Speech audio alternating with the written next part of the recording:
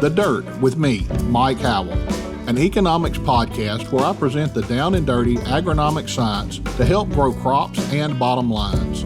Inspired by eKonomics.com, farming's go-to informational resource, I'm here to break down the latest crop nutrition research, news, and issues, helping farmers make better business decisions through actionable insights. Let's dig in.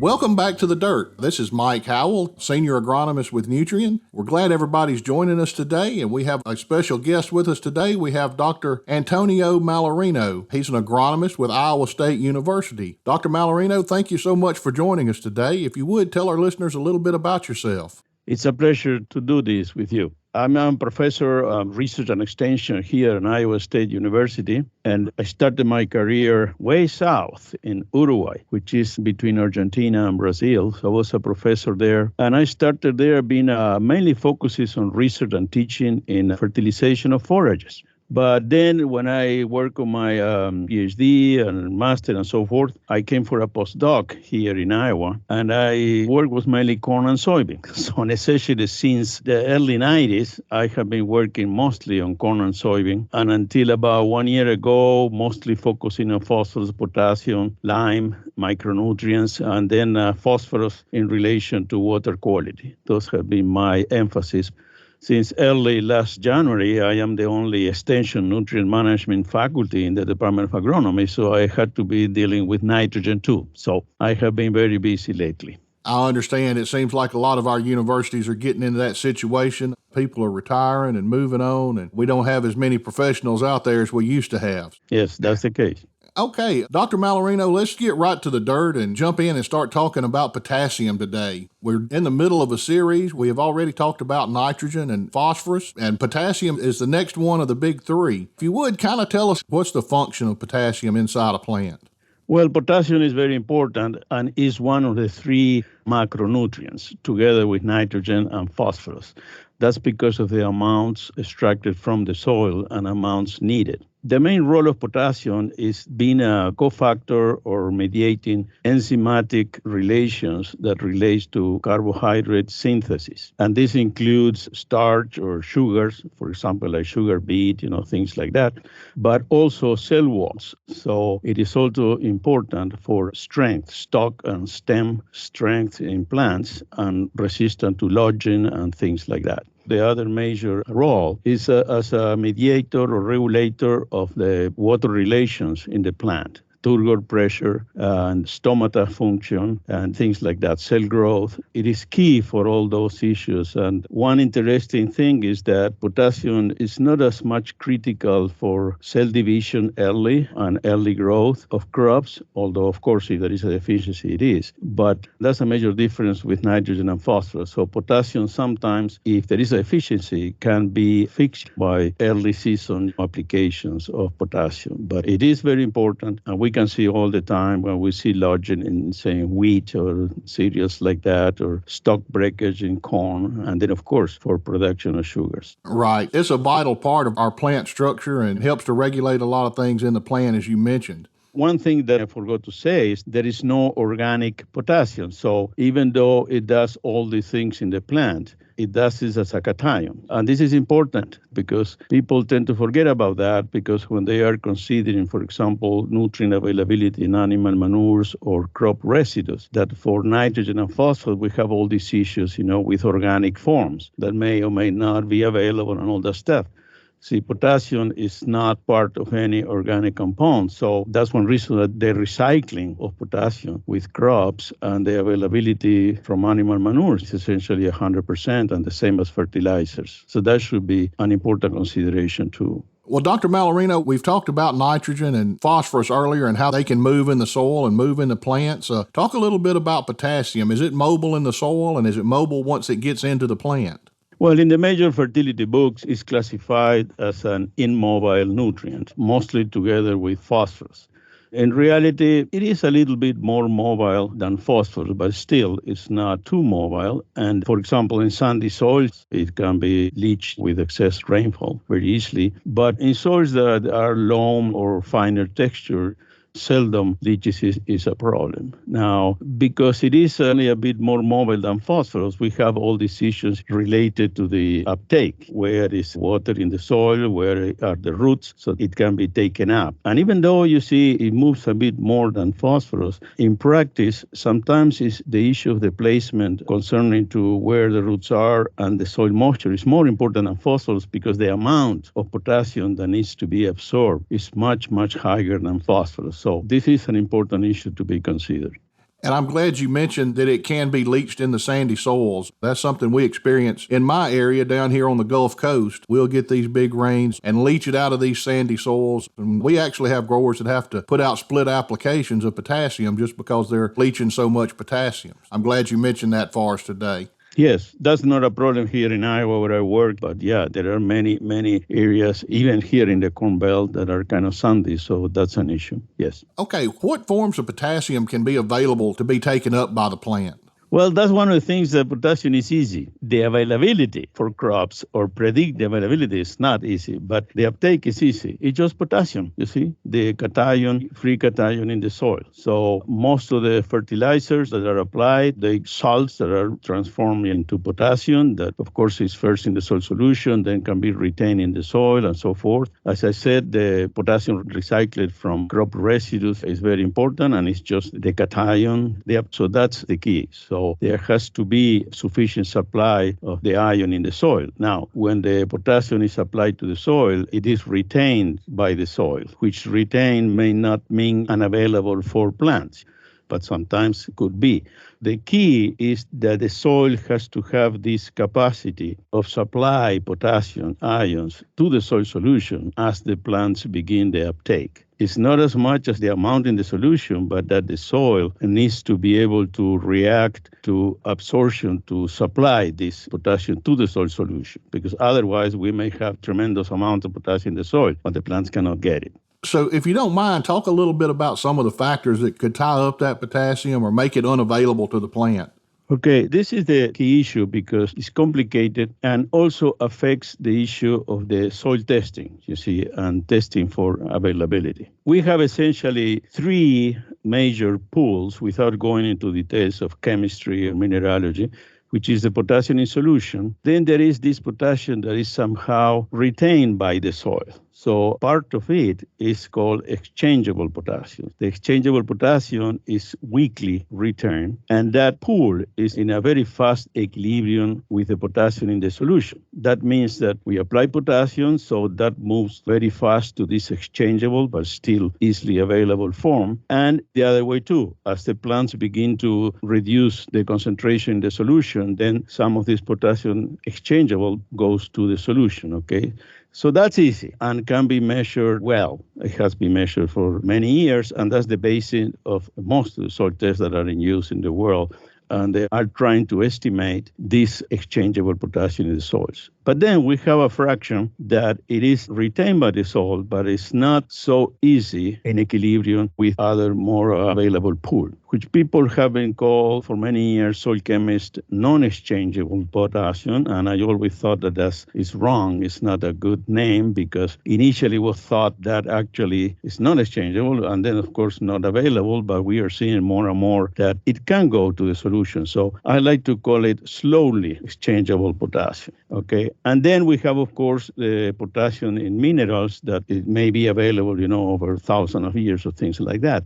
The main issue with potassium is that equilibrium of those reactions between the exchangeable and the slowly available pool. That's what had been complicating our lives for hundreds of years. And even now, you see, after 30 years of working on potassium, me and others still feel very frustrated because there are some factors that is kind of easy that affect that equilibrium. For example, very fine textures, okay? If we have very fine texture, then there is a tendency to be more potassium retained in that slowly available fraction. Then we have the mineralogy. Okay, there are some clay types that is not much of a problem, but others, when you get that potassium in some interlayers of the minerals, then they just close up and it becomes like fixed, quote, see more available. But the problem is, of course, it's expensive, but soil mineralogy doesn't change much, at least over a few years, can be measured. So in theory, one could say, well, we could know that. We have different soil types, different regions. We can classify soils depending on the texture and the clay mineralogy and then go for it. And maybe we need different calibration of soil tests for different mineralogies. But it's not so easy because these factors are very, very, very affected by other things that cannot be predicted well. So one is moisture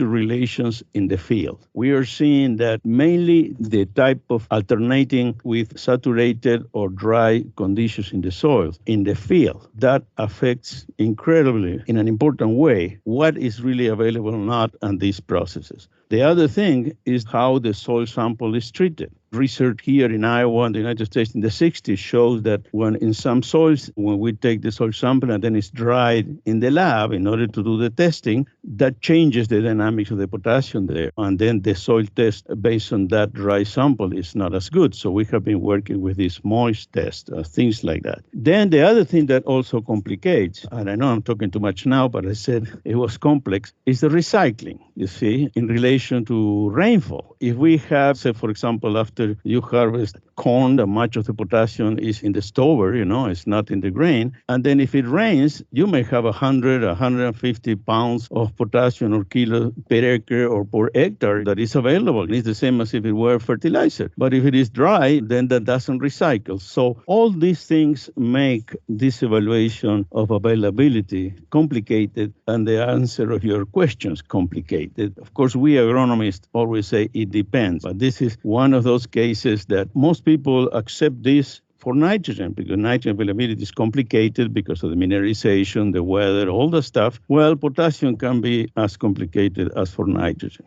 Well, we are lucky with potassium that potassium is not an environmental hazard for water quality. You see, if there is leaching, there is losses of potassium, that's an economic loss, you see, for the farmer and for a resource, but not for water quality. But yes, it is important, and we are realizing more and more, not only here, but research here in Iowa, Brazil, and other parts of the world, the consideration of this interaction between the rainfall and the rainfall patterns. When it's not the total rainfall, it's when it happens in relation to the potential recycling of the potassium, and then when the new crop can be taken up or not. So here in Iowa, for example, we have the issue, since we know how many sandy soils or things like that, the most important issue is that if we take samples, for example, immediately after the crop, so here we essentially plant summer crops. There is no winter crops here in the north central region, but most people want to take soil samples, soil testing in the fall. So if they take those samples when it has been a dry fall and there is much potassium in those residues, then that soil sample, that soil testing will underestimate the availability for the next crop.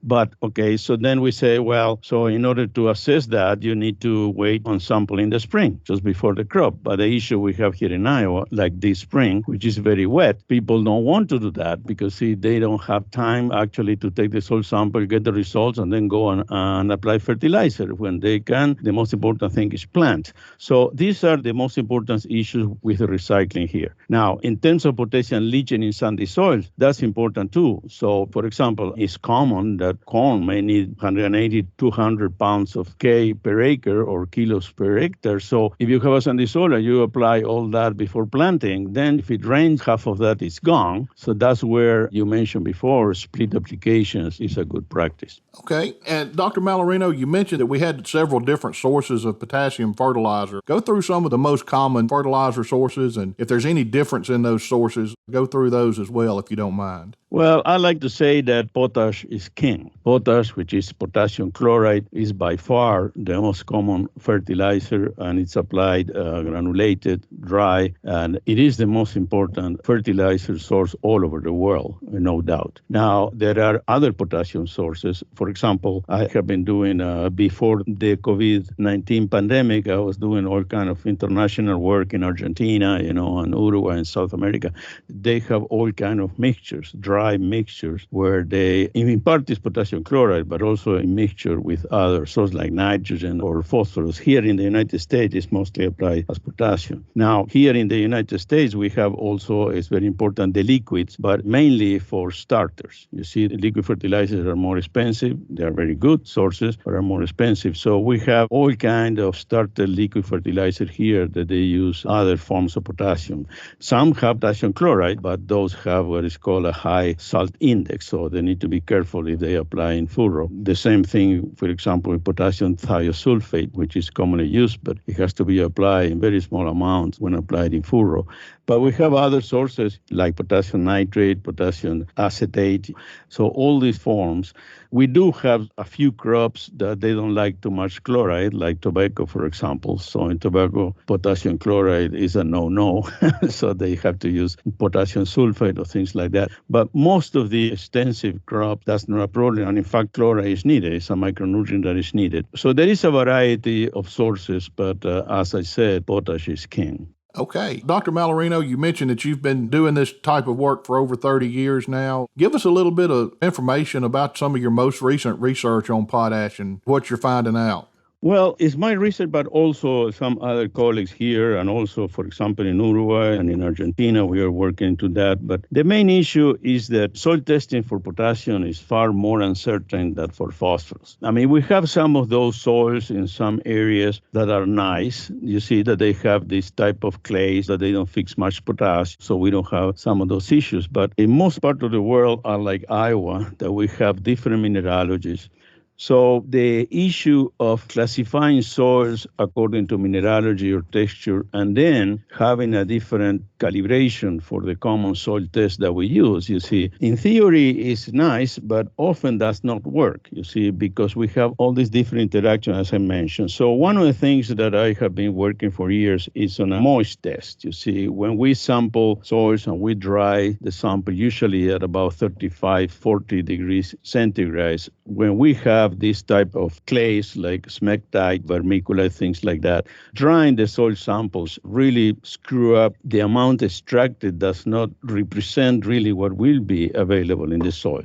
One of the things that we have been working is on a field moist test. So we bring the sample and then do not dry. We determine moisture, of course, but then we analyze the sample without drying. So in many soils, but especially soils that are kind of fine texture and also that have these cycles of being dry to too wet or saturated, this is a much better test because in those soils it tests better. So we introduced that test in 2013 here in Iowa, and I know that research has been done in other states and countries. In soils that are well drained, normally it's not that better. The other thing that we have been working, not just here, but in Indiana and other places for long is, okay, it seems obvious at this time that this testing of exchangeable potassium in the soil is not enough. Very often that test doesn't work well because we have this slowly available potassium that actually is available even for an annual crop, and we are not measuring it.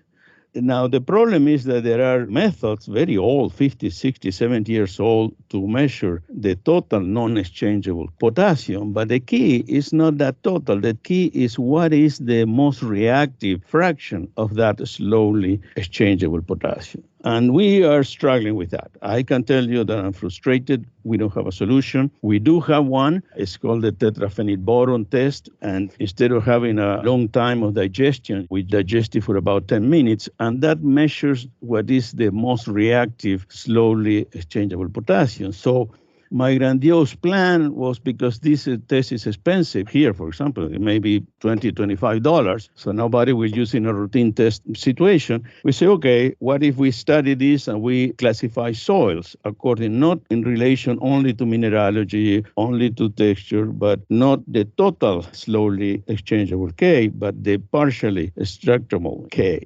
So then by classifying different soils doing that, then maybe we can improve the interpretation for the cheap, low-cost soil test. But we are struggling. We really are struggling. So that's one thing that we continue working with this test. And the third thing is that because of all the complications that I mentioned before, the recycling, the availability, the hydrology of the site over time, we have finding, for example, here in Iowa, that the best timing for soil testing for potassium is not in the fall, but it's actually after we plant the crop, you see, because in that point, late spring, early summer, all the things that could happen in the soil since the previous crop already happened. But the problem is, of course, you need to know how to apply potassium before planting. So we are working on these tests, say, for example, in June, especially in fields that people are maintaining. For example, in soybean, that normally many farmers here plant corn-soybean rotations, and they apply all the potassium for corn. So in the soybean, we could be testing at that time. Maybe we can get a better estimate of the potassium needs for the next fall. And at the same time, as I said earlier, people very commonly side dress nitrogen. You see, for corn, for example, they can split the dose, but not as much for side dress potassium. Of course, phosphorus doesn't make sense because phosphorus is needed early. But in the case of potassium, I think that this test and then in-season application of potassium, especially of liquid fertilizer, I think it could be potentially a good thing. So that's one of the last things I have been doing in potassium, looking at liquid potassium side dress for corn. That, of course, could work if we get some rains in the summer. I mean, if we have some drought, then it's not very useful. But those are the three major issues that have given me strong headaches over the last 10, 12 years. I understand the headaches, but at least you have something to keep working on and keep you going for another 20 or 30 years. We sure appreciate all you've done for the fertility world in the last 30 years and want to see you around for a long time to come. Dr. Mallarino, we've talked about a lot of things about potassium today. Is there anything that we've missed? Is something else that you feel we need to touch on this morning? Yes, we missed the issue of the placement. I refer to it in general because of all these situations of the mobility of potassium and things like that. In some soils, in some climates, where the potassium is applied in the soil is important. So that's something that actually was the first research that I did in Iowa as a professor in the early 90s, was to look at deep placement of potassium, not just banding with the planter. So there are some situations and some tillage systems where we need to put that potassium deeper than just in the surface of the soil, not deeper than maybe 4, 5, 6 inches, but because that would complicate soil sampling and testing. So that's another thing. It's not for everybody, but for example, some people here that are doing strip tillage instead of no-till, then they are applying potassium and phosphorus deep. In some conditions it pays, in others doesn't. So that's the other issue, is the people in different regions, and as I said, different climates and soils may consider. Okay, Dr. Mallarino, we sure appreciate you taking the time to be with us today. Listeners, thanks again for joining us today, and thanks again to Dr. Mallarino for his insights on potassium and potassium fertilization. I want to remind everyone, please visit our website at www.nutrien-eKonomics.com for more information on potassium or any other subject that we're covering here on The Dirt. Please join us again next week as we come to you live from Tampa, Florida at the World Sulfur Symposium. We'll be talking everything related to sulfur next week. Until then, this has been Mike Howell with The Dirt.